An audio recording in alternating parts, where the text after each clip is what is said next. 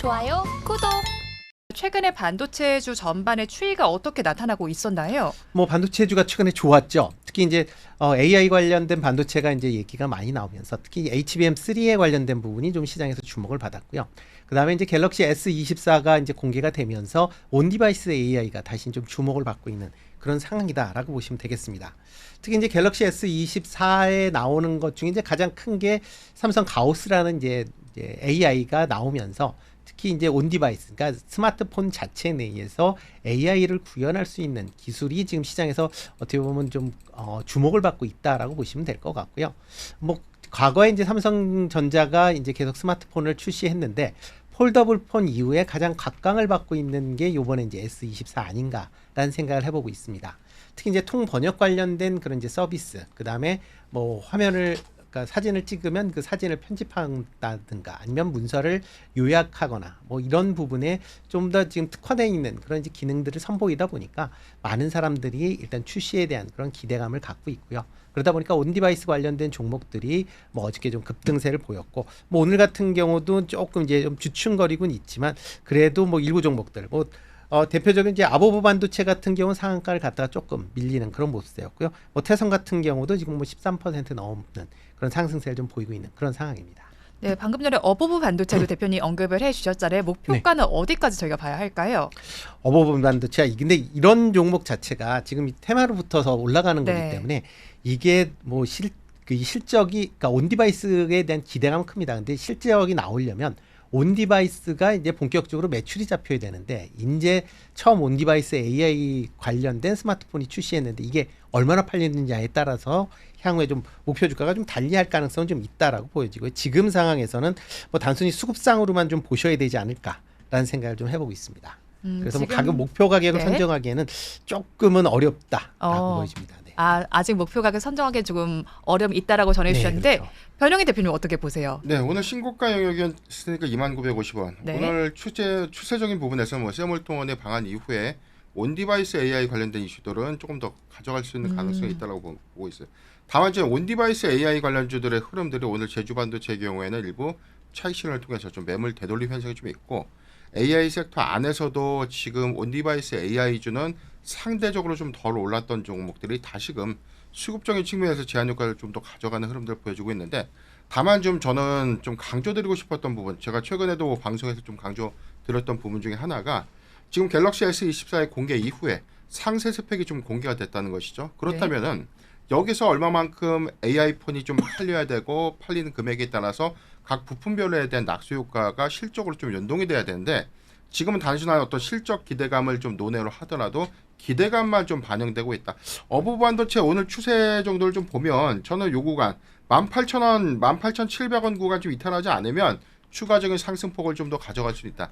이게 세몰트만이 방한하고 난 이후에 삼성전자 그리고 SK 하이닉스와 회동을 앞두고 있고 여기서 관련된 논의 그리고 이 정해진 어떤 전략과 주제 등이 또 공개가 좀 된다면 여기서 다음에 대한 사업 다각화 지금 뭐 오픈 AI의 경우에는 지금 엔비디아처럼 자체 AI 칩을 좀 양산하겠다는 목표를 갖고 한국에 오는 것이기 때문에 이런 낙수 효과가 개별 종목의 순환으로 좀 더 이어질 수 있겠지만 주의해야 될 점은 이게 뭐 장기간 목표 주가를 좀 가져가기보다는 트레이딩 관점으로만 좀 접근할 수 있는 구간이 아닌가라고 좀 보고 있습니다. 네, 트레이딩적인 관점으로 살펴보자라고 말씀을 전해주셨고 울트먼의 방한 이슈가 있습니다. 이 이슈가 좀 긍정적인 재료로 작용이 될 것 같은데 그렇다면 이 호재에 반응을 할 수 있는 건 반도체 대형 주단보다는 중소형 주단이다라고 보실까요? 그렇죠. 지금 일단 시가총액이 좀 상대적으로 작은 종목들의 탄력이 좀 크다라고 좀 봐야 되는데 오늘 같은 경우에 지금 어보브 반도체의 경우는 2,876억이니까 지금 13,000원 구간대에서 상승 구간을 좀 이뤄냈다. 8,000원 구간에서는 굉장히 좀 많이 올랐는데 최근에 오늘 제주반도체 좀 잠깐 좀 비교해서 보겠습니다. 네. 제주반도체를 잠깐 비교해서 보면 오늘 장 초반에는 한 8%대까지 좀 밀렸다가 다시금 지금 보합권까지 올라왔다는 것은 수급적인 측면에서는 지금 일단 뭐 차익 매물이 좀 나올 수 있는 구간이다. 그럼에도 불구하고 좀 상대적으로 좀 강하다는 이유는 아직은 샘 올트먼에 대한 방한 기대감들이 온디바이스 AI의 투자 심리를 조금 더 위축시키기보다는 조금 더 기대를 하고 있다라고 보기 때문에 지금 온디바이스 AI 종목 안에서도 아직도 좀 덜 부각됐던 종목들 뭐 개별주화에서도 뭐 굉장히 조금 뭐 관련주다라는 어떤 이야기만 좀 나와도 오늘 흐름들이 좀 굉장히 좀 좋게 나오고 있는 이유가 아닌가라고 좀 보고 있어요.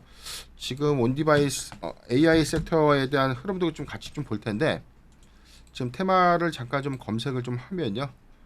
전체적인 상황에서도 오늘 뭐 AI 섹터 안에서에 대한 희비도 좀 계속해서 좀 갈리고 있다. 이 부분은 이스터 소프트의 경우에는 최근에 어떤 플리토는 지금 대장주적인 어떤 성격을 좀 가져갔다면 오늘 리노스가 좀 강세를 보이고 있는 이유가 바로 시가총액이 상대적으로 좀 작은 것. 그렇기 때문에 지금 온디바이스 AI도 지금 많이 올라서 신고가 영역을 지속해서 좀 갱신하는 종목들은 이제부터는 비중을 축소해야 되는 구간이 아닌가라고 좀 보고 있고 AI 섹터의 경우에는 여기서 조금 더 이 확장세 관점에서 또는 이 사업 협력에 관련된 어떤 이슈가 한번 좀 나오면서 개별주 흐름으로 좀 분산될 수 있는데 이스트 소프트의 경우에는 최근에 뭐 MS 관련주 또는 샘 올트만 관련주로서의 어떤 대장주 역할을 좀 했기 때문에 이 부분도 상대적으로 삼성 AI 네. 또는 SK 하이닉스랑 관련된 사업 이슈가 전개되면서 관련주의 어떤 성격들을 좀 달라지지 않을까. 그래서 삼성 AI 관련주 또는 SK 하이닉스 뭐 AI 칩 관련주 이렇게 좀 분산돼서 수급이 좀 이전되지 않을까라고 보고 있습니다. 네, 수급의 이전이 나타날 수 있다라고 정리를 전해주셨는데 앞서서 저희가 온디바이스 AI 관련주들 이야기를 좀 많이 했습니다. 그런데 또 새로운 개념이 나온 걸까요? 온센서 AI라는 말이 있던데 온센서 AI가 온디바이스 AI와의 차이점이 뭔가요? 글쎄요, 이게 참 우리가 좀 HBM 반도체 이후에는 뭐 또 CXL이 있었고 그다음에 뭐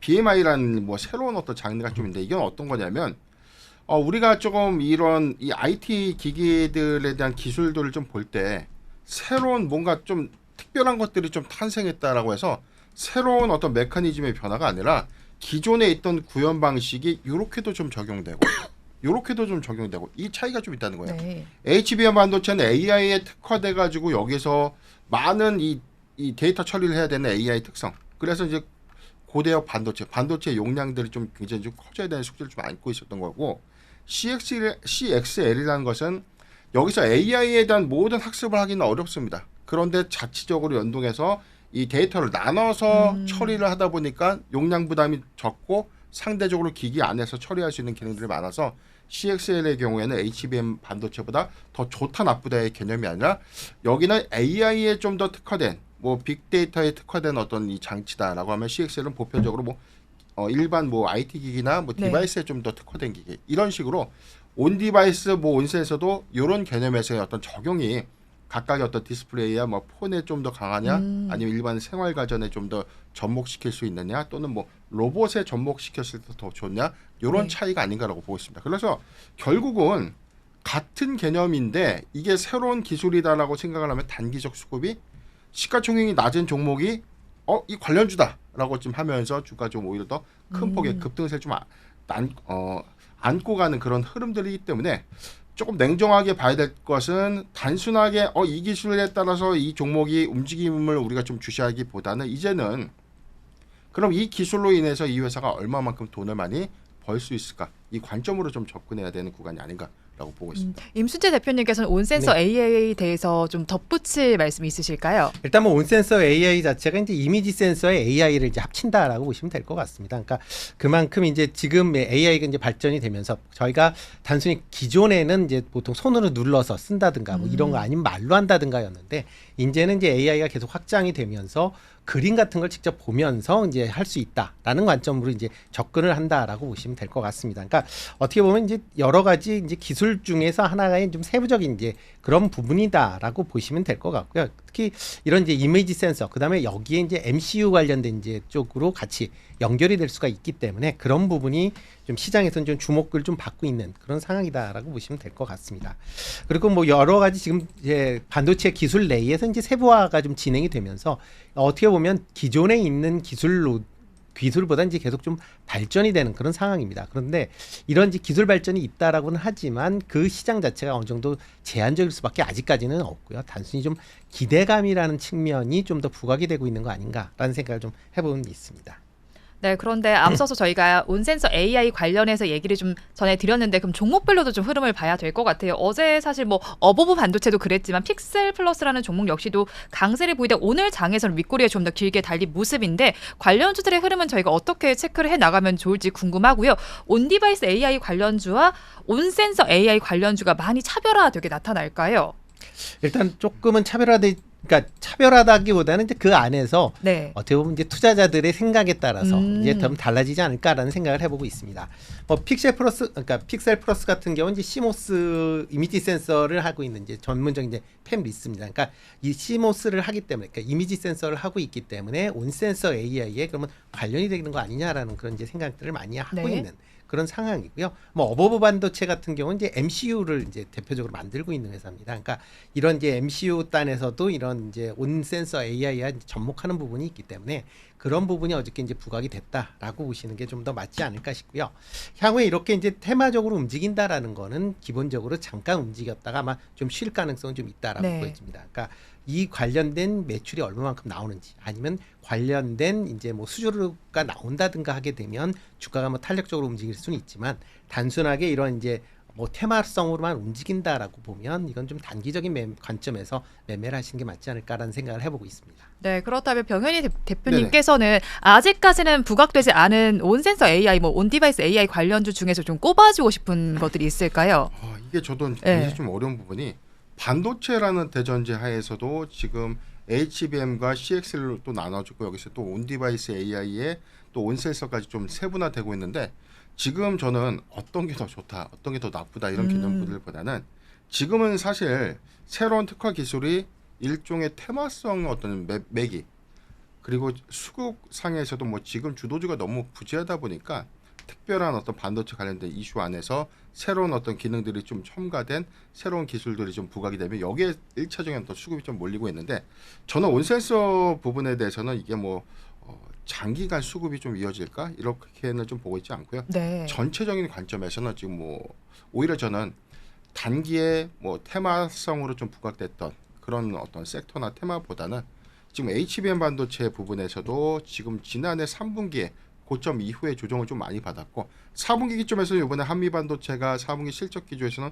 예상보다 굉장히 좀 양호한 실적을 좀 냈기 때문에 네. 이제는 1분기 실적을 좀 대비해야 되는 구간이다. 그래서 반도체 소부장 안에서는 장비 단위 올해 선단 공정 투자를 얼마만큼 더 가져갈 수 있을까? 이 관점에서 저는 오히려 온센서나 온디바이스 AI에 대한 수급보다는 이제 HBM 반도체 안에서의 장비주 흐름도 체크하면 좋겠다라고 좀 보고 있고 두 번째는 소재주들의 흐름들인데 업황 회복 관점에서 본다면 이제부터 숫자가 좀 나와줘야 되는. 네. 그래서 전통적인 소재주 뭐 동진 세미케미라든가 뭐 한솔 케미칼 같은 그런 실질적인 어떤 온디바이스 AI에 대한 변화, H 반도체의 공격적인 어떤 상용화 이 관점에서 많이 들어갈 수 있는 이 소재단에 대한 이 실적들도 좀 주목하면 좋을 것 같은데 최근에 뭐 그래서 리노 공업도 그랬고 뭐 ISC의 경우에도 지금 HBM 관련된 어떤 소켓 매출에 대한 테스트 비중이 뭐 4분기보다는 올해 1분기가 더 기대될 수 있는 요인들이 있기 때문에 지금 너무 우리가 뇌동매매 관점에서 이 수급이 좋으니까 이 종목이 몰리고 이렇게 네. 가기보다는 이제부터 반도체 섹터 안에서는 저는 옥석 깔리기 좀 필요하다. 이게 뭐냐면 실적이 나오고 올해부터 정말 많은 돈을 벌 수 있는 그런 기업들로 계속해서 수급이 좀 이전될 수 있는 가능성 이 부분을 준비해야 되는 시점이다라고 저는 보고 있습니다.